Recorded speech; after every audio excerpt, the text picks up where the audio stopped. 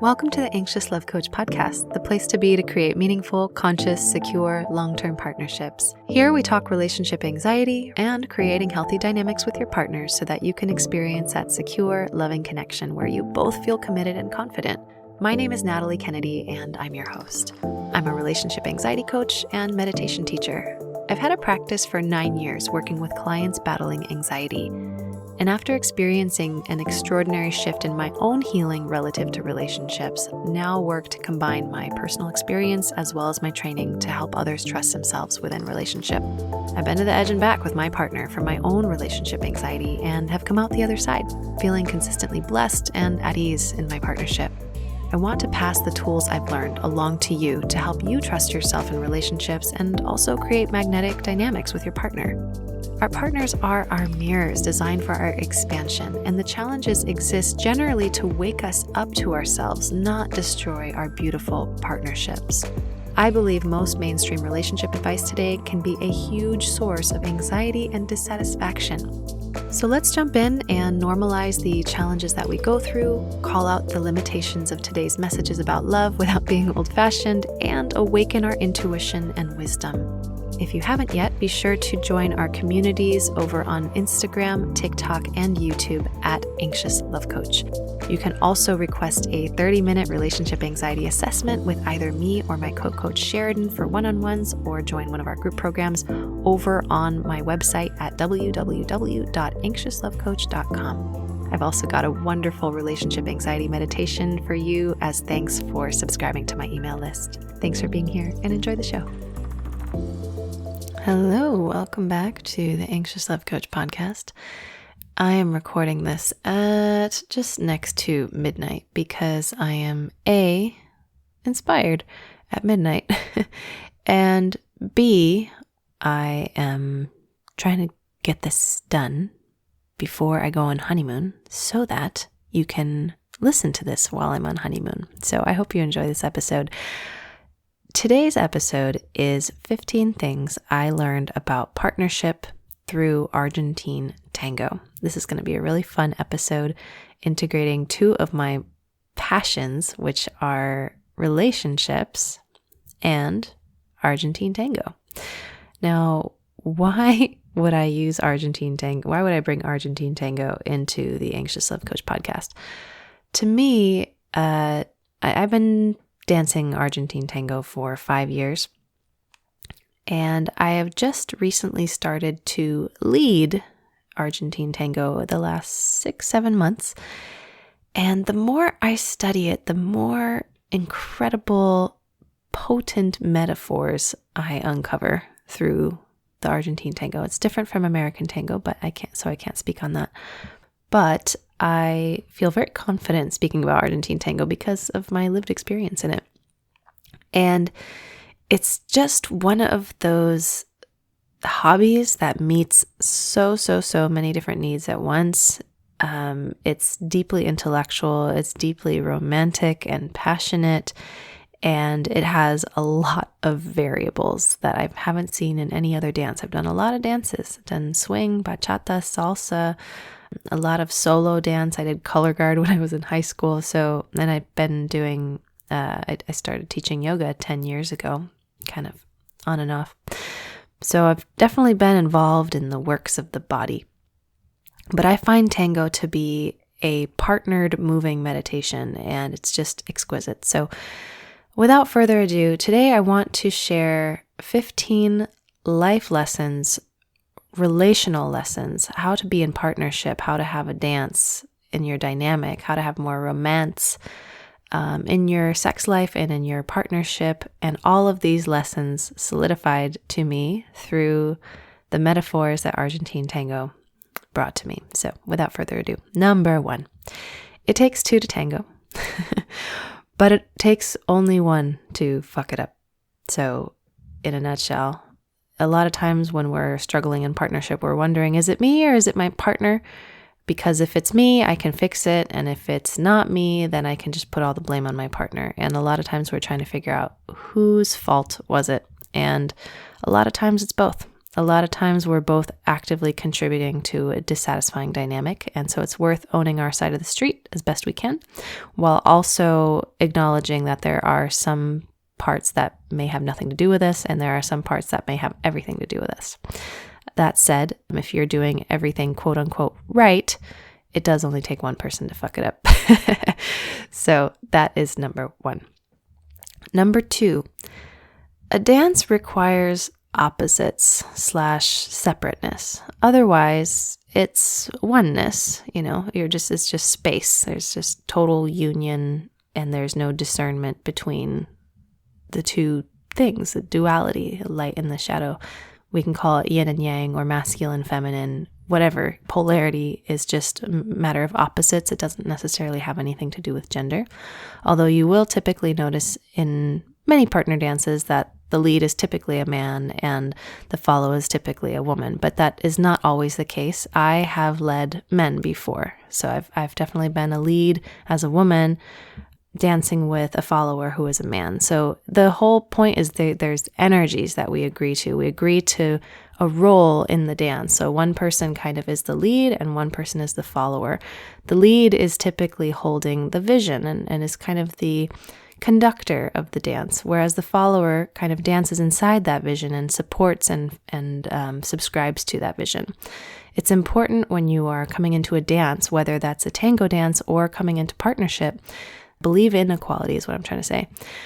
But I don't necessarily believe in sameness in partnership because although some things do need to be the same, in order for there to be a certain kind of tension, for there to be a dance, there can't be competition in the sense that we're both fighting for a certain vision. So your vision needs to be compatible, but one person does kind of initiate and lead it, and the other is kind of following.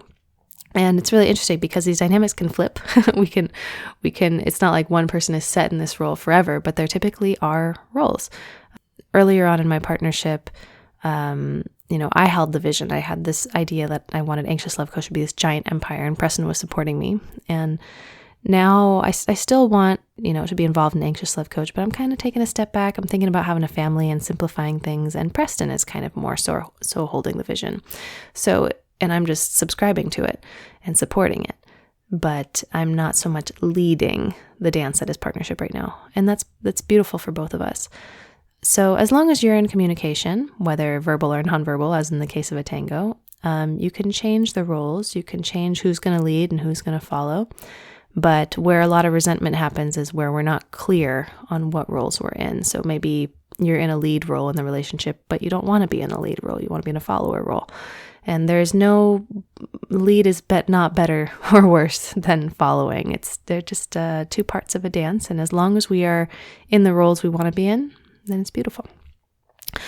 Number 3, tango is the only dance that I have done so far. I'm sure there's other ones where you put your weight on the balls of your feet and you kind of lean towards the center of the dance or towards the center of the partnership.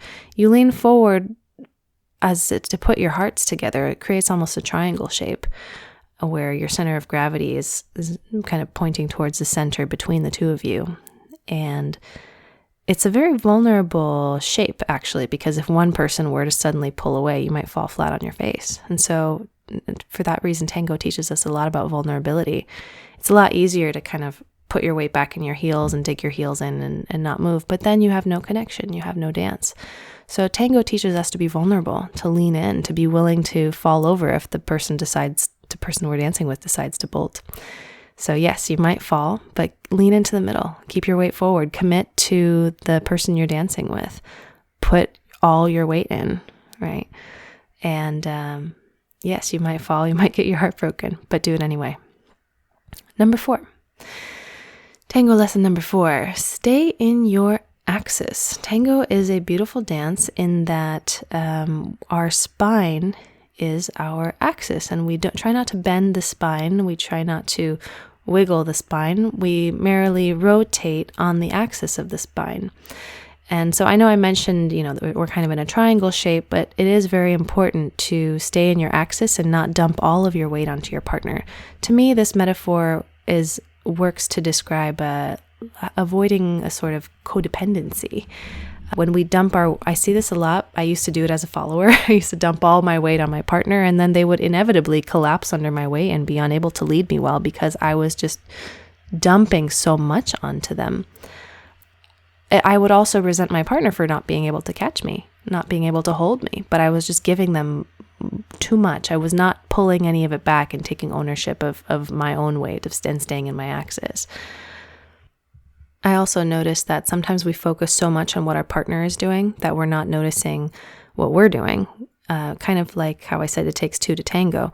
We might be focusing so much on how our partner isn't leading us well or isn't following us, and we're neglecting to own and see how we're contributing to a dynamic. So it's important to stay in your axis, keep your eyes on your own paper. Number 5, the right amount of tension creates the dance. So if both of you are too rigid, you will not be able to move. You will not be able to connect. But if you are too loose, it's kind of like a guitar string that you try to pluck. It's not going to make any sound. It's not going to make any music. So you need the right amount of tension. You need boundaries, but you need to also be flexible. Number 6, focus on the foundations first. In tango, there's a lot of, you spend a good solid year learning how to walk in sync, chest to chest. And this is very difficult because when you're this close, there's a lot to lose. You tend to bump each other's knees. It's very easy to step on each other's feet. In order to have a really solid walk in tango, chest to chest, cheek to cheek, you need to establish that beautiful sweet spot between having the right amount of tension, as I mentioned before.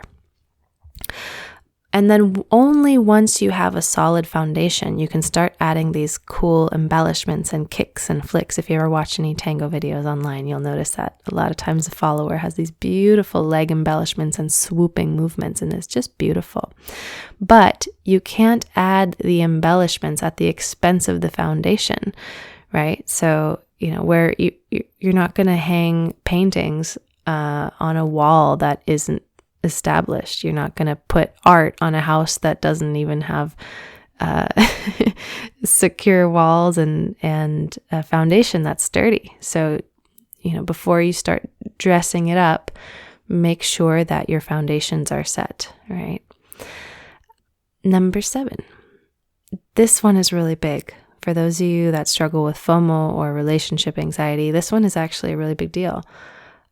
Dance with your partner, not the fantasy of them.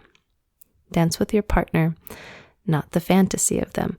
So often we have this idea of what we want our partners to look like and our partnerships to look like. And so we try to make it look really beautiful, and in a way we're not seeing our partners, or we're seeing our projection of them. Sometimes when I'm dancing with a lead, I have this little injury on my right big toe, and the leads would like to do something really fancy with me. Maybe I've got a pretty dress on, maybe they think I'm pretty, I don't know. Or they think I'm athletic, or they think I'm talented, whatever. In either case, they try to do too much too fast because they have a grand vision in their mind, and they are so committed to that vision, but at the expense of the connection with me. And so they're trying so hard to create this grand performance. Meanwhile, I'm stumbling, and every time I stumble, they pretend I didn't stumble. And a lot of people in partnership do this. It's like they want to believe that everything in the relationship is fine, so they keep pretending the relationship is fine. Yes, my wife is happy, totally. Oh, she's not complaining, that means she's happy, great. That may be the case, it might not. The best way to check that you have a connection with your partner is to ask them how it feels.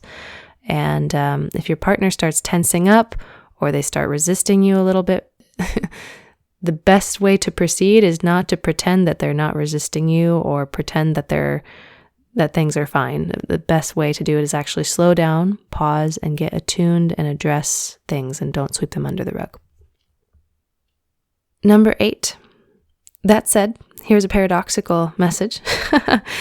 If you mess up, keep on dancing and beautifully integrate the mess into the choreography. I don't mean this in a cancel out the last message sort of way.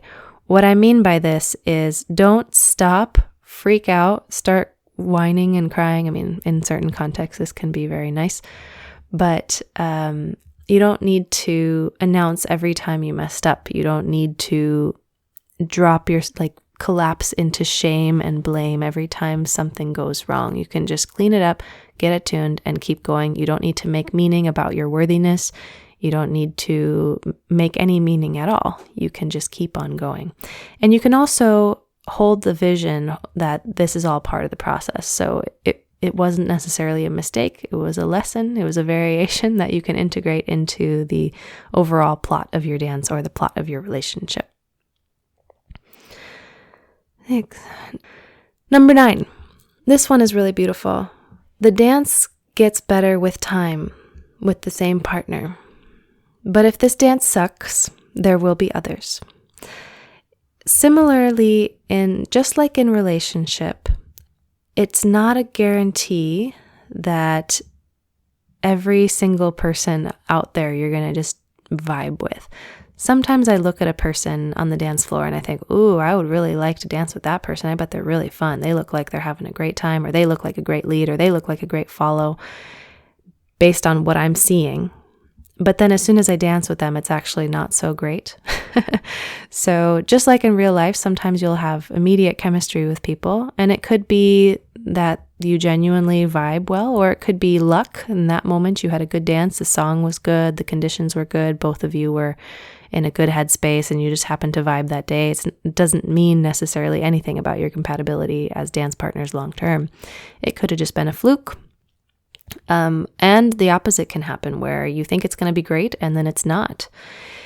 And what I've learned over time for the last 5 years is there's some people I've been dancing with for literally the entire time since I've been dancing for 5 years, and the dance has just gotten better and better and better and better and better. And I believe that in partnership, it can be this way too. It doesn't happen randomly. You don't just feel, especially in the bedroom, you don't just naturally have great sex. You have to keep putting work in. You have to both continue to practice, and you have to show up for each other. That's the only way it's going to get better over time. But the nice thing, as I said, if this dance really sucks and you just can't connect with this person, don't worry, there will be others. Number 10. I think I mentioned this before, but pay attention to the meaning making and realize that some people are going to look really nice from the outside. But once you start dancing with them, it's actually not so great. So the appearance, what it looks like from the outside, has very little to do with how it's going to feel on the inside. And ain't that the truth in relationships as well, my friends? It might look great from the outside. They might look like a fantastic partner. And then you get with them and it's actually not so great. The grass is not always greener. Your dance that you have built with your dance partner, your life partner, might actually be way better than this one-off that you might get with a new partner. But it's nice to be able to actually witness that in real time on the dance floor. Number 11. This is really important. In order to get really good at something, whether that be communication and partnership, whether that be sex, whether that be fashion or tango, if you want to get good at anything, you need to be willing to suck. You need to be willing to suck at it and to keep showing up. You will not improve if you are not willing to be bad at something, especially in the beginning. Number 12.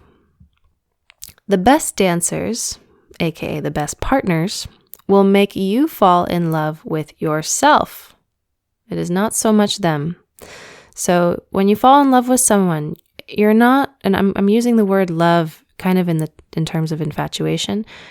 You don't fall in love with the person. You fall in love with who you become around them.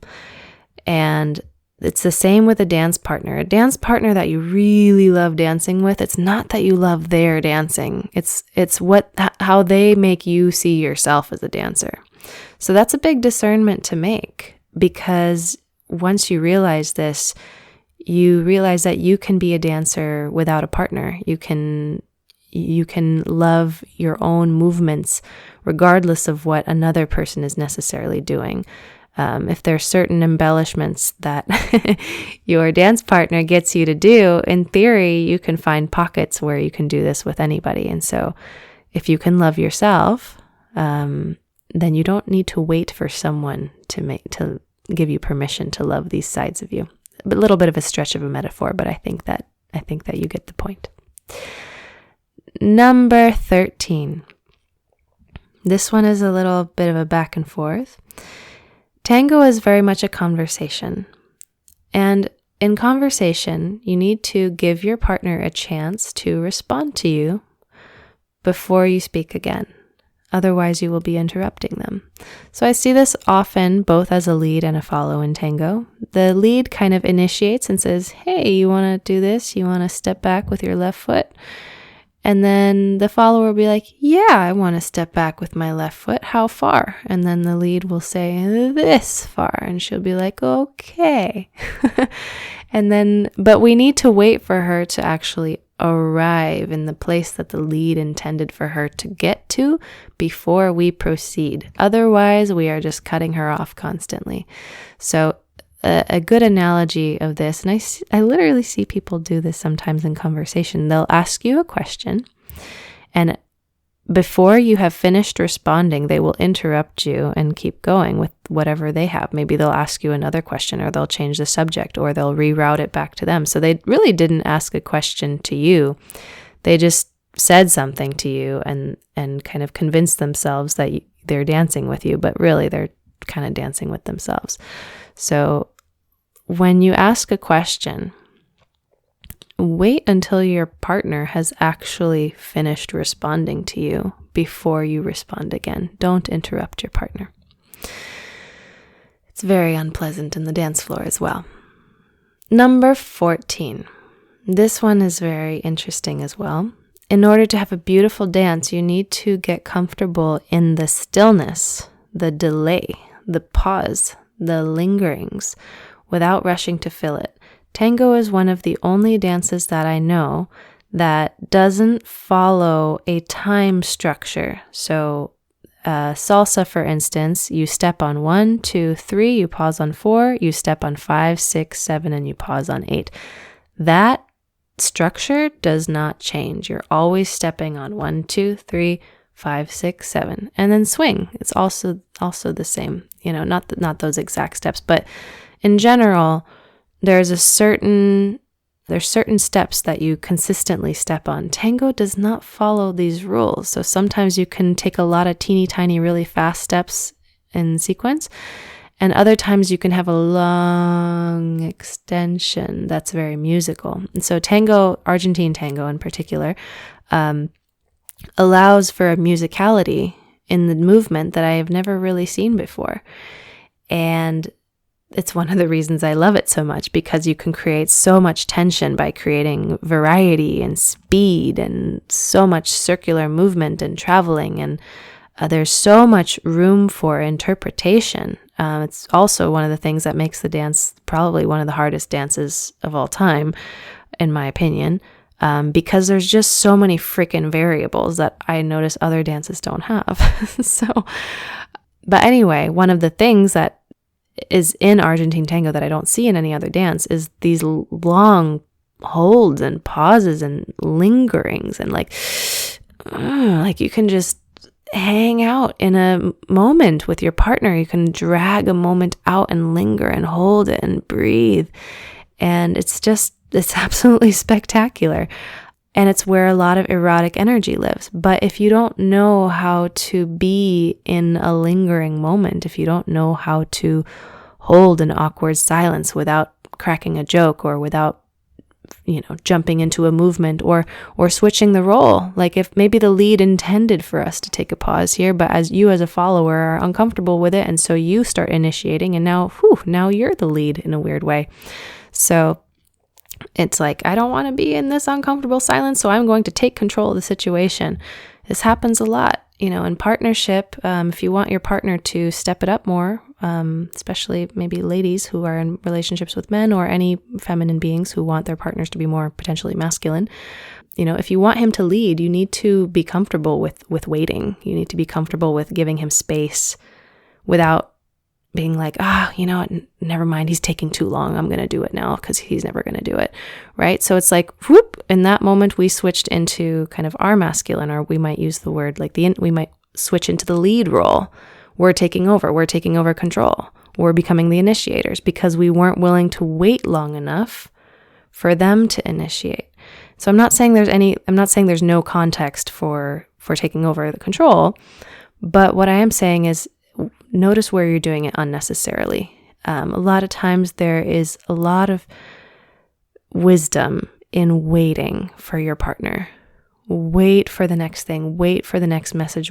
Like if you told your partner, hey, are you coming to bed? And they say yes, and they heard you. What happens if we don't ask them a second time? And we trust that they heard us and we trust that they're coming. Like things like this. Get comfortable in the stillness, the delay, the waiting, the lingering. Hold it without rushing to fill it. And number 15, it is easier if you let yourself be moved by the music. And in this analogy, I'm more so referring to the music as the moment. It's easier if you feel into the moment and let the moment move you, as opposed to you thinking about what you should do in this moment. It sounds kind of weird. I kind of liken it to like let universe move through you, let God move through you, let love move through you. If love itself were moving through you and making the decision of this moment, as opposed to Natalie making the decision of this moment. If love made the decision right now, not Natalie, what would be done here? And you can kind of, when you're dancing tango, rather than thinking about like, okay, I need to do these steps. I need to do 1, 2, 3, 4, 5. I need to put the foot here. Yes, that's important. You need all those skills. But eventually, I hope that you can simply allow yourself to feel, and then feel the impulses that arise from within and respond to those. And it's like almost the inside comes to the outside, as opposed to using the mind to try and logically figure everything out. So those are my 15 things I learned about partnership through Argentine Tango. I hope you enjoy it. Maybe this will inspire you to pick up Argentine Tango, or maybe it'll inspire you to pick up a hobby that is very metaphorical. I recommend gardening, which I am not currently doing, but gardening is one of those things also that has a lot of life metaphors. But Argentine Tango is very special. If this podcast ends up making you do Argentine Tango, know that it's very difficult, but and a very steep learning curve, but it is so worth it. It's so worth it. So that is all. I wanted to make 2 beautiful announcements for you to receive while I am on honeymoon. Number 1, I am running a honeymoon sale while I am on honeymoon.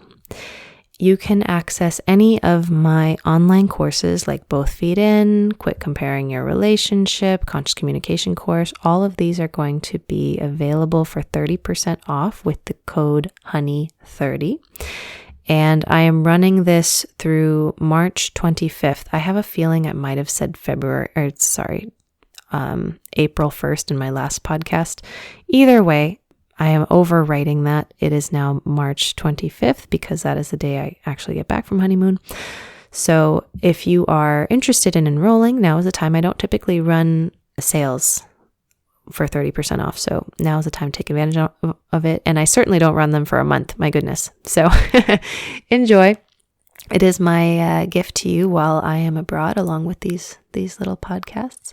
And the second thing I wanted to let you know, I mentioned this in my recent podcast a couple months ago on jealousy. If you don't want to listen to the whole thing on jealousy because you don't struggle with jealousy, you can kind of go towards the end for all the details. Or my personal meditation teacher, one who has taught me a lot of my embodiment tools and meditation exercises that I pass on to my clients. Her name is Steffi Price. She is the one I had a big relationship anxiety breakthrough just through doing embodiment work. We didn't even really talk about relationship anxiety. There was just so much inner work and self-discovery that relationship anxiety just kind of fell away as a symptom of a lot of things. But I didn't come to Steffi for relationship anxiety stuff. I was just really lost, and relationship anxiety was a petal on the flower of anxiety that I had. I had anxiety about everything. Anyway, she and I are hosting 2 retreats in Austria this summer. So there's a June one and there's a September one. The June one is surprisingly sold out. I've only mentioned the podcast or the retreat on the podcast, and somehow June just whoosh, gone. So I have 5 spots still left for September. If you are interested, please email me. My email is natalie@anxiouslovecoach.com. I'm on honeymoon, but as soon as I return at the end of March, I will send you all the details. Or who knows, maybe Preston will send it to you. He's pretty good at checking my email too. In either case, if you end up joining both Feed In or the courses, or you end up requesting information on the retreat, it's all about the inner relationship. I'll talk to you soon if that happens and you enroll. Forgive me, it's like I said, I decided to record this at 12 in the morning. So this is a very lovely, passionate little ramble. I hope you enjoyed it. But if I sounded a little sleepy, please forgive me. I really wanted to get this out to you before we left. So thanks for listening. And I will be back to recording podcasts once I return from honeymoon. By the way, we're going to be in Australia because I want to see the birds. It's going to be awesome. My inner child is very excited about fulfilling her childhood dream of looking at galahs and cockatoos and kookaburras and Australian king parrots. And oh my God, I'm so excited. All right. With that in mind, I'm going to get some shut-eye, and I will talk to you in the next episode. Thanks. Thanks so much for listening to The Anxious Love Coach today.